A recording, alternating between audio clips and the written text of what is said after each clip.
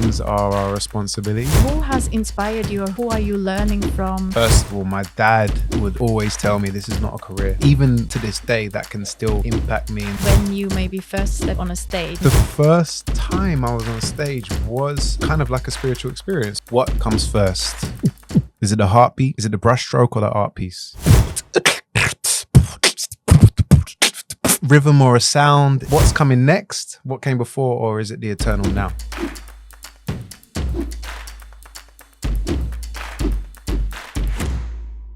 Hello everyone, welcome to this episode of Many Firsts, where we explore the power of first-time experiences and share transformative and inspirational moments in our lives. I'm your host, Regula Fischer, and I'm super happy to be here today in the studio live with Marv. Hey. Welcome, Marv. It's a pleasure to be here. Marv, you're also known as the AlKemist, a vocal alchemist. And in what you do, you bring together storytelling, music, sound, your knowledge of breathwork, and also holistic healing. And you take your audiences on transformative journeys that are inspired by exactly that, by music and sound. And basically, I think in a nutshell, I read somewhere that you're on a mission to bring together entertainment, education and well-being in a way that is fun. You've done your research. Shall we have some fun here? Let's have some fun, yeah. That's a great intro. I love it. Yeah, I mean, it's a very interesting story. I think your life, I mean, whose story is not interesting somehow and somewhere, right? But let's probably start with music and sound and the role that plays in your life. Could you take us on that journey? Yeah, well, I think my mum always says I was singing before I was talking. I think most babies are. Before you were born. Yeah, exactly. Well, actually, my mum was playing music on headphones into her pregnant belly, particularly Stevie Wonder, which is her personal favorite. So wow. I had music with me in the womb. And I mean, even when you just observe little kids, before they're speaking, they're kind of, they're playing and working out the tones. So for me, I think it's very natural for humans to use their voice as a musical instrument. However, the society that we're in isn't very naturalized in that way. We learn to go blah, blah, blah, talk. So for me, I think music has been a very key thing for me from an early age. Poetry.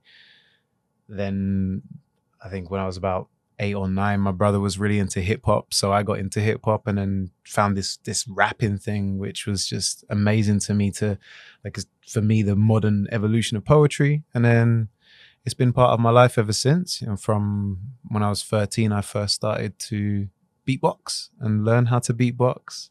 I think my first beat was, and then from there, way before then, when I was 4 or 5 in what we call reception in England, nursery kind of level, I got a poem published in a school newspaper, and I often would have teachers kind of say they thought I'd plagiarized or something like that, because the way my brain or my heart connects words together has always been a natural thing for me. And yeah, from that, it has been where I say about education, entertainment and well-being. Really, I don't think I would be here today if it wasn't for music. So it helped me through depression when I was a kid. It helped me to find ways to connect. I was quite a socially awkward young man. I didn't really understand social games and hierarchy and politics. So when I was playing around with sound and music and expression, that was when I found that I could make friends pretty easily, because they'd be like, that's really cool. How'd you do that? Show me. So yeah, I would say there is no Marv without music. I don't know who I would be if I wasn't involved in music and expression to the way that I am now. So yeah. Thanks for sharing that. And I mean, music, I think there's so many aspects to music. I mean, we can talk about, let's say, choirs or then solo singers, right? But then there's also the instrumental part to it, and then the electronic/digital aspects of it. So which parts are the ones that you use and love most, and how do you use them, or do they have different meanings? Yeah, so I often like to think of it in terms of vibration and frequency, because we do get, when we get into music, then we go into genres, and then we go into genres, it's like, what kind of music do you make? I find that quite a limiting question when people are like, oh, what kind of music do you like listening to? You must listen to a lot of music. And for me, the biggest inspiration is the birds singing, or when I went to the Amazon rainforest and I'm hearing birds and creatures that I couldn't comprehend how they were making these sounds, but I would try and respond. So in terms of music, I see my voice as a synthesizer. I see, especially with the beatboxing and making all these sounds and rhythms that make people dance and move. It's kind of strange to me that the voice is such a versatile instrument, and so many people, as I say, get stuck in blah, blah, blah as the only way that they use their voice. Even when I'm speaking, I'm always aware that there's different tones, there's different dynamics. And in that sense, I think before I was a beatboxer, I started playing around with production and making beats on my computer. It was quite a traumatic journey because I came from a low-income house and everything was stolen or cracked software, which led to a virus, which led to me losing 200 instrumentals that I'd made over years. And it took me years to get back into that. I now enjoy production again. I've got back into making beats digitally. And I guess it's the process of feeling or thinking in music that is really interesting to me. So, for example, when I go on stage, I love to improvise. And people say, how'd you do that? How'd you think so fast? And I'm like, no, not thinking, just allowing it to come through. So yeah, and that does take me back to that concept of frequency and vibration. When someone is using their voice to speak or to sing or to express themselves, they are bringing their personal vibration. And this is why when I work with my clients and I do my coaching with Vocal Alchemy, it's so important to, when people come to me like, oh yeah, I'm thinking about talking this and talking that. I'm like, when's the last time you sung? When's the last time you just hummed or toned or meditated with your voice? And people are like, wow, I really do think of it in terms of just speaking. And even as I speak, or even as you speak, or as anyone speaks, the vibration behind what people are saying is often more important than the actual words themselves. You can tell when someone's lying through their teeth. You can tell when somebody's talking about something they love and they're passionate about. So it all comes down to that for me. And that's what I like to embody with my performances and with my music, is the frequency that's coming through. Yeah. That's probably what's coming through, because I feel this is already, I call it music now. I think no longer conversations. It's you're saying allowing it to come through. And this is I have my own personal story with that, with voice and speaking. You're saying there's people who just stay in the blah, blah, blah. And with that, you mean speaking, right? Not going into... Technically, yes, but it's the difference between a rehearsed, this is who I am to the world and who I need to be, and this is my mask, as opposed to what do I feel right now? What's coming through right now? What's alive in me? What's alive in the room, in the other people? So I've always had this dream of like 100,000 people making tones at the same time, and what that would do for the world. Yeah. So one day, I guess dreams are our responsibility. So that's something that I would like to see in the world and to be part of that orchestration. But yeah, speaking is very powerful. But when we are speaking, are we speaking our own truth? Are we speaking what our teachers or our parents told us in limitations? Especially when I'm helping people to open up their expression, then you can usually come back to a point where an innocent child made a sound that was true to them, and someone said, shut up, be quiet.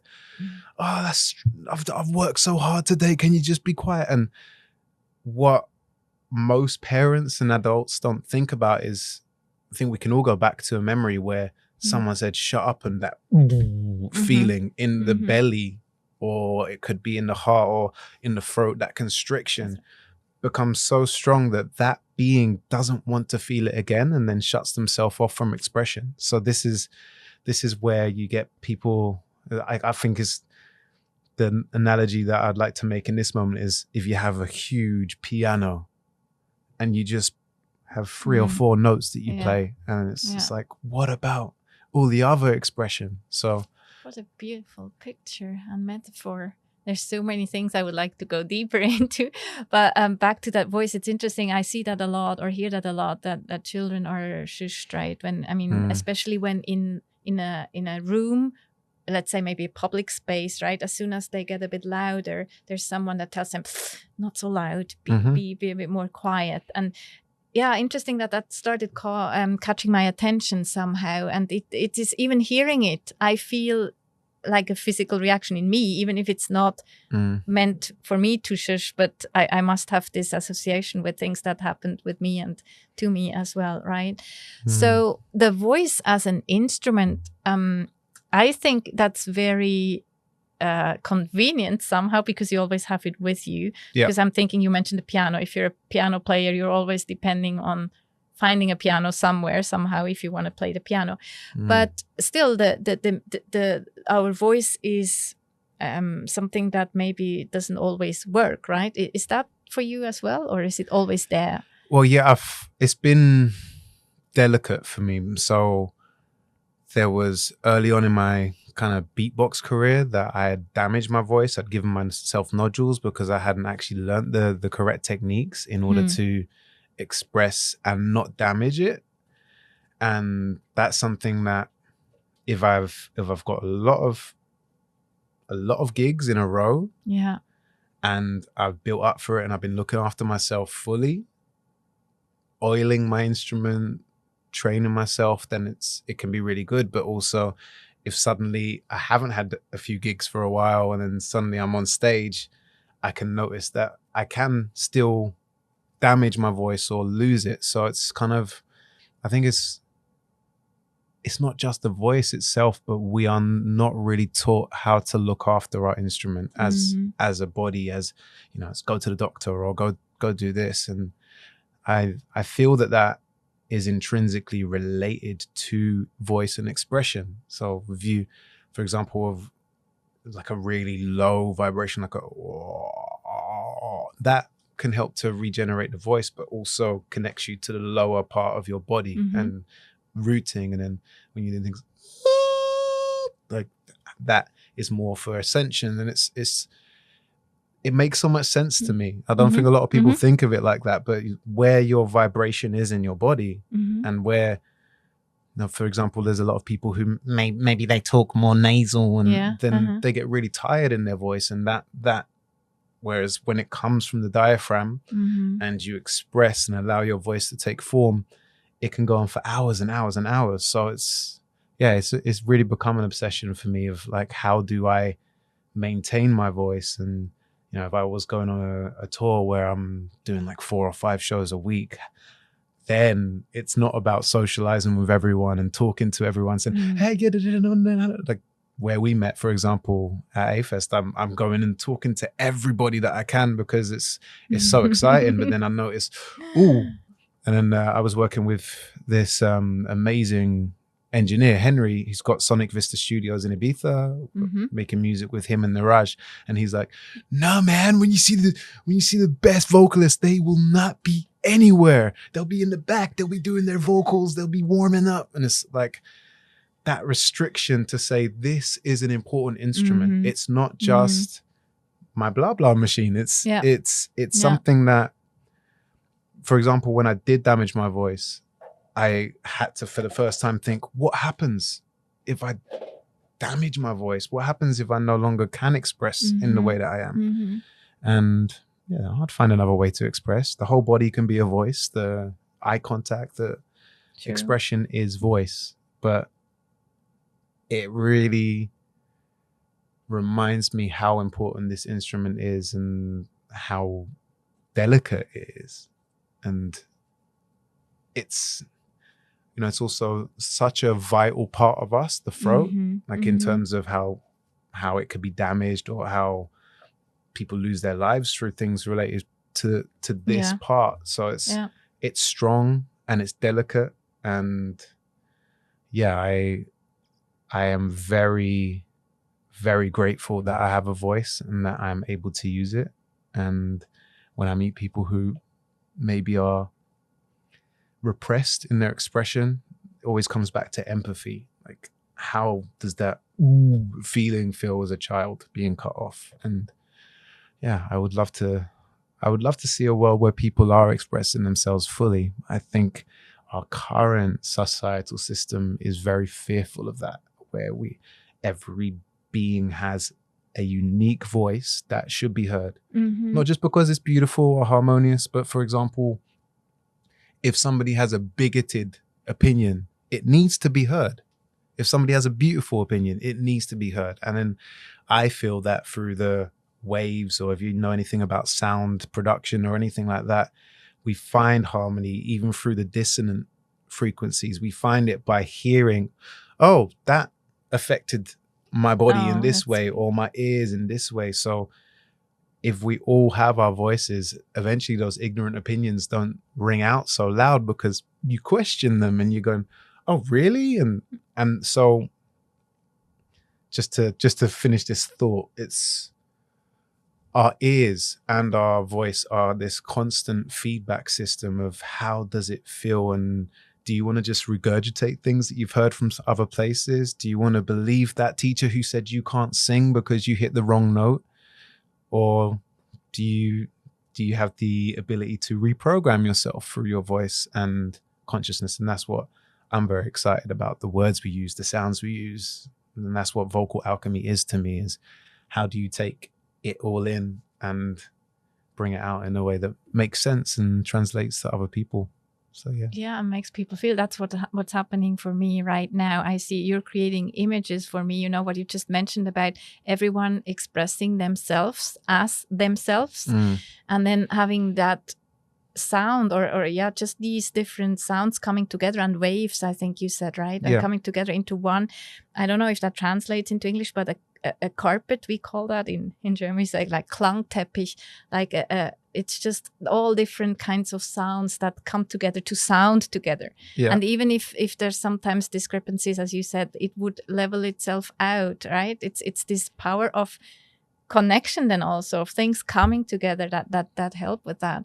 And what you described before about the throat being so powerful, and I think that's probably what is sometimes scary to many of us in today's world, right? That imagine once this is set loose, right? Or free, I should say, what all may, I mean, how powerful we may be in the end if we can connect that. And also the fact that it's here in the middle, like connecting head and the rest of the body, it's very, very beautiful. You've mentioned that you had to learn a few things, and of course the voice for you is probably, I mean, for a lack of better words or description, even more important for you as you're living from it, right? You're making your living with it. And so you had to learn how to take care of it in a way that probably not everyone in their lives would need to necessarily. Who has inspired you, or who are you learning from? How important are teachers in your life? Is there one or two you could mention? Yeah, I mean, the first name that always comes to my mind, most people just know, don't worry, be happy, Bobby McFerrin. But when you actually look at Bobby McFerrin and look at the way he has, through all these years, used the voice as an instrument, he's had entire arenas of people singing as a choir, like where people see Jacob Collier as someone who's doing this now, that he is clearly an inspiration. So this is someone who has been focused fully on his voice. And then I guess one of the biggest inspirations were the ENT doctors. When I was actually I couldn't speak for a week. My voice was gone. And I was like this, and I was like, whoa, what's gonna happen? And when they looked and they said, you got nodules, but you will notice it as a vocalist, whereas a lot of people who come in, they don't notice that they have this thing because they just speak like this, right? So they were saying your voice is still really high functioning, but it's like, so them learning to steam, learning to warm up, learning, and through that process, kind of seeing different, being a young kid, like 13-year-old, and getting immersed in the world of beatboxing and hearing people doing things like, I'm like, what? So going from one side of the magic stage to the other, like going, Mhm. how Mhm. do they do that? Mhm. Not having YouTube, not having teachers at that point, but having a community of beatboxers and having that feedback come. Like the originators of beatbox, the Razels, the Kenny Mohammeds, the Killer Kellers, all these people that wouldn't mean the name wouldn't mean anything to so many people, but if they came up in that, or for example, Dougie Fresh, Biz Marquis, who passed a few years ago or recently, I'm not sure exactly when. These people were super inspiring because as a young aspiring hip hop artist, you need thousands of dollars to get what is called an MPC or a beatbox, right? So the ingenuity, whether it was going or doing it with their voice, they would imitate the machinery. And that's where human beatbox came from, was the idea that these inner city kids who didn't have access to all the resources would, and then through that, they created an art form that now, quite ironically, some very well-off kids can now buy all the equipment and aspire to do that. But it came from a lot of creativity comes from tough times. A lot of creativity comes from poverty. So I would say my inspiration, I could talk about people all day long, but nature. No birds are out there asking for permission to sing, or, oh, was that the right note? Or they don't, they just, yes, they're just doing it. And that's what I aspire to for humanity. It's just like, what does it feel like to use your voice? What does it feel like if you're like really, really speaking fast and you're just like, how does that feel in your body? Are you breathing shallow? It relates to breath as well, because voice is the color that we put on breath. So are you breathing shallow? Are you breathing deeply?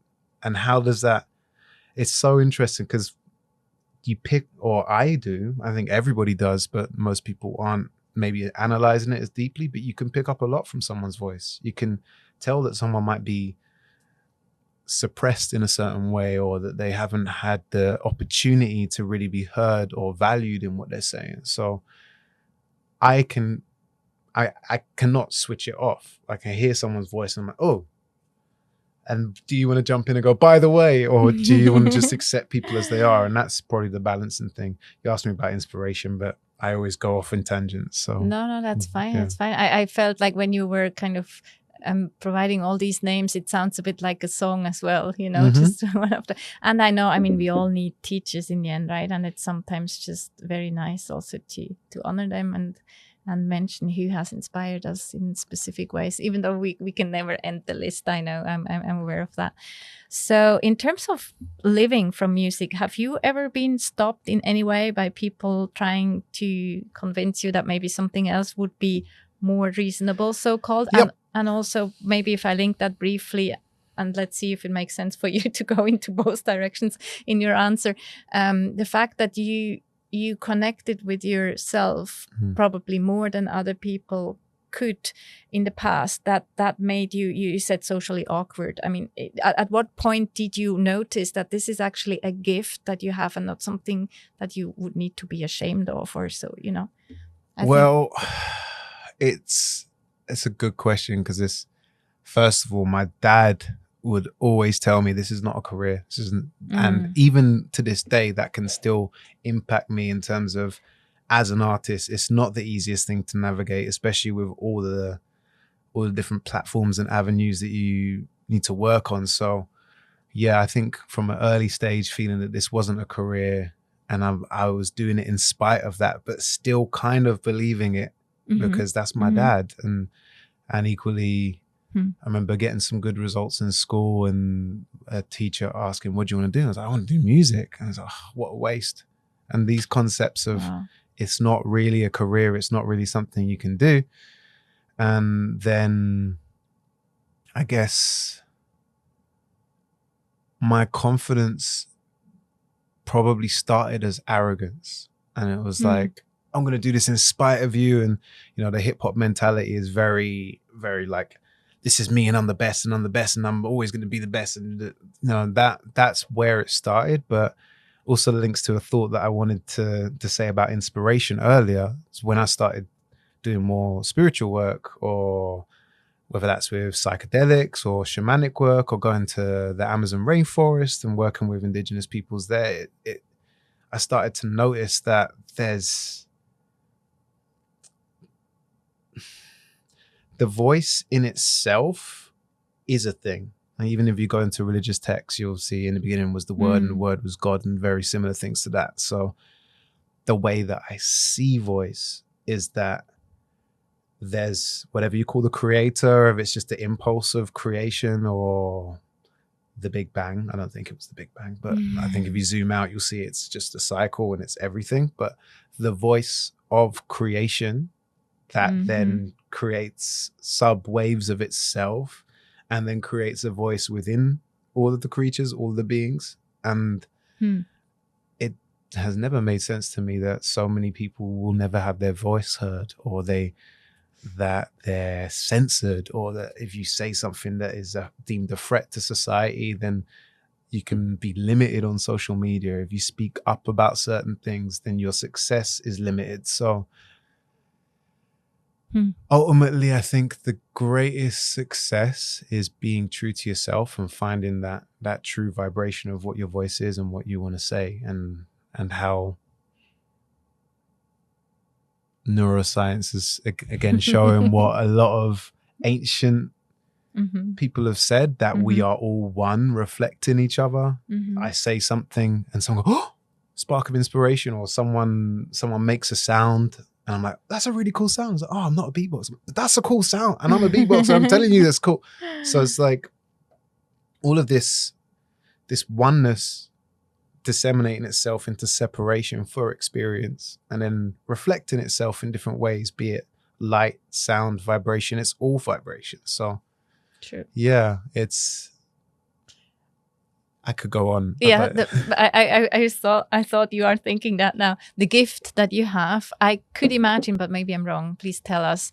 Was that also when you maybe first stepped on a stage that you became aware that you can that you can give what you can do to others, even the crowds, right? Oof. That first stage experience, when did that come and how was that? Yes, I think maybe I'd done something just like a little talent show or something like that. But I went to, when I was going to college. You're very humble, I guess, right? Was it really a little show? But not really, just like the first stage experience I only have context for it later as I've done more work on myself, it was like a Black History Month performance at my college, and the room's full of people, and I come up and I'm beatboxing, and I actually had an out of body experience. So I'm doing this, and then I'm feeling this like pressure or like expansion, and then I'm watching myself doing it, and I'm hearing the sounds come through, and then I'm seeing the audience respond, and like it's a really strange experience when you're truly present, in body or out of body. But this was out of body, because then I could feel and observe the sound coming through me. I could feel like what's happening here, and I can see as people are reacting, going, oh, it's like this slow down of time. And then as I zoomed out, it became just geometry and shapes and patterns. And it was like this whole thing of that's coming through me. And then I come back into my body as I'm coming towards the end, and then everyone's like, man, that's amazing. And then I didn't know how to deal with it afterwards. I didn't know how to come off stage, and people were like, that was amazing. And I'm like, what? People think I'm good at stuff with this?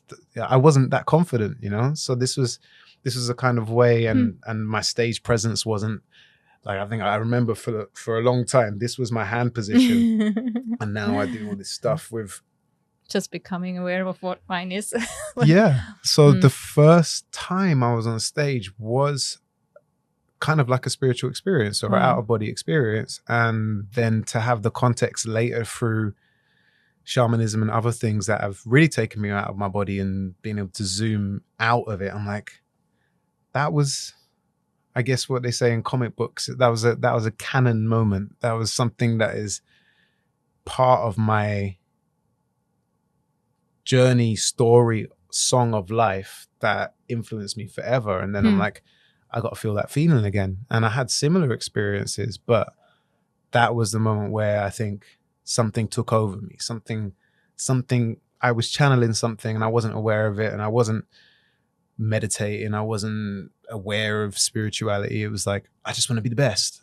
And then as time goes on, you do more things. It's like contextual. Like, I remember actually going through Peru and we're talking about sound healing. I'm like, yeah, I want to get into it. And someone stopped and looked me like dead in the eye. And again, another moment that's really clear. Like, anytime you go on stage and you bring people out of their pain is a moment of sound healing, whether or not it's with crystal bowls. And that took me back to all of those moments where I'm performing and I can see the energy move through, and then people put their hands up and go, oh, that experience there's nothing else like it. And I love doing my sound journeys and retreats. I love all these other things that I do, but there's nothing quite like observing yourself, being observed while you're doing what you love. It's yeah, even just talking about it now, I'm starting to get goosebumps. Yeah, I'm feeling like I'm feeling at the loss for words somehow, and I wonder if you ever do. But yeah, I guess expression is still there, even if there are no words. Thank you for sharing that. I'm wondering if you then, after that first time, did you, should I say, expect/hope for that to happen again the next time you would go on stage? Well, from my teenage years onwards, as a lot of people do, I had a lot of mental health issues, depression, anxiety, all these things that unfortunately are quite normal in society. And rather than that expectation, I always expected to be able to do what I do. So if I was having an argument with a partner, I'd go on stage and the energy would be different in the way that I would present myself, but something would happen and that little problem would no longer be present, and I'd almost feel like we'd resolve the issue because I don't feel it anymore. Or for example, I remember certain times where one time in Peru where I think I'd had like some sort of parasite or like all this sickness building up, and I'd been invited to perform somewhere, and I'm feeling really bad. I go on stage, I do this performance, I come off stage, I run to the back to throw up and like, but while I'm on stage, no matter what position I'm in, something greater comes in. And then another thing like that where I was judging at the Lithuanian beatbox battles, the nationals, and I had fever, I had like a headache, I didn't know how I was going to do it. I go on stage, I do this looping set, perform, and nobody would have known that I was not feeling well or that I was pretty much. And then afterwards, I felt better. So it's wow. And then the thing that really I would like to explore more of is how different healing or shamanic cultures use their voice, because whether it's the Amazonian shamans, whether it's the Tibetan monks, whether it's anyone who does that deep work, there's something with their voice. There's no tradition I can think of that doesn't connect deeply with people where there's not some level of vocal expression. And so that brings me to feeling that our voice is the ultimate technology for connection, for transformation, for creation. Mentioned also, right? Exactly. I would love to hear more about that. That sounds so super exciting. And yeah, I would love to hear more about many things, but to close us off here today, one question that, let's answer that maybe briefly, rehearsing versus improvising. I got a feeling that definitely what you live for is improvising, right?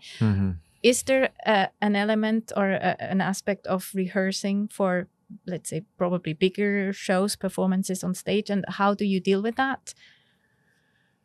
Yeah, so in some way, an expert improvisation, there are many rehearsed moments that you can draw from. Yeah, so beautiful. It's like, for example, where I might have a beatbox technique and I don't have a plan because I'm going on stage and I'm just going to feel what the space is, or when I'm improvising with a song, there's all these things that I've done thousands of times, 10,000 hours, whatever you want to call it, that I can draw from.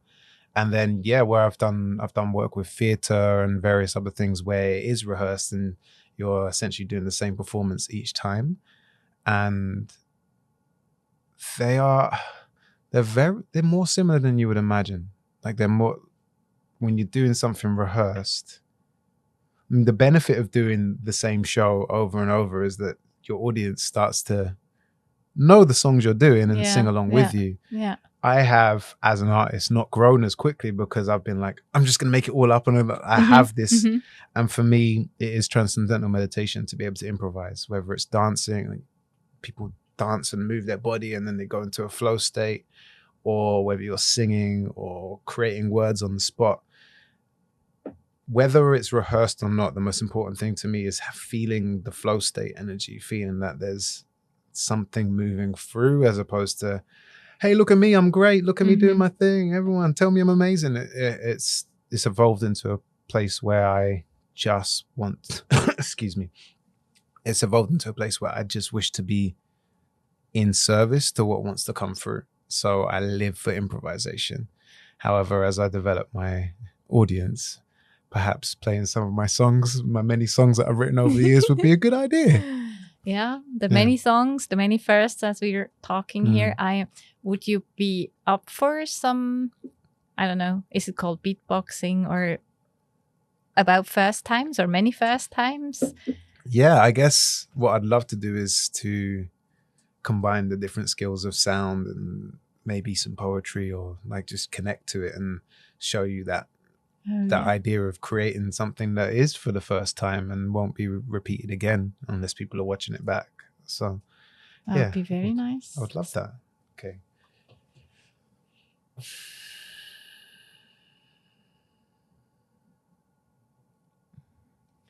What comes first? Is it the heartbeat? Is it the brushstroke or the art piece? Is it all made as one great image that we find meaning in? Or is it just a moment and we're building the connections between all of them? Is it a rhythm or a sound? Is it what's coming next? What came before? Or is it the eternal now? I feel that we are just remembering who we are. And we are the light animated from the center of a star. And when that starlight comes down with a reason and purpose, we can find a deeper meaning beneath the surface. So whether it's the sounds or the words, something that's been done before or something that's never unheard, everything is a first, even if it's rehearsed, even if it's a repeat of something that we've seen or heard, because ultimately it's just the same impulse of creation finding a way to find its own reflection in a form of meditation. Sometimes I feel that words can get in the way, so maybe just the sounds can better explain.